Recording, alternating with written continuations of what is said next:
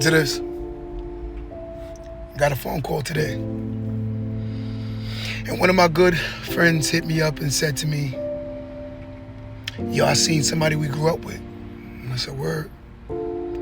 He said, yo, he was talking crazy about you. So I looked at him and said,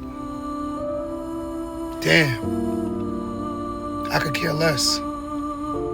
Because I'm gonna tell you something, sometimes you doing good makes other people feel very insecure about what they're not doing.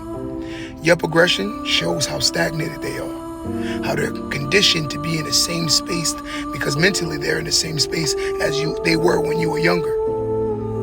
Then I looked at her and said, I'm gonna tell you something. He said, what's that? I said, the person you just told me that's talking bad about me, they drive a bike.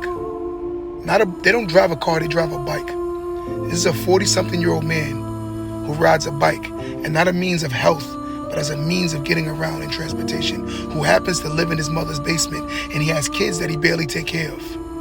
You think that person's opinion matters to me? When you assess talking about people, and the people that haven't done nothing with their lives and we're grown as hell, you gotta look at where you are in life. Because before you start talking about people, you need to start looking at yourself. Your life is messed up because you ain't looking in the mirror. You too busy worried about what others is doing. You can't see that you ain't doing nothing.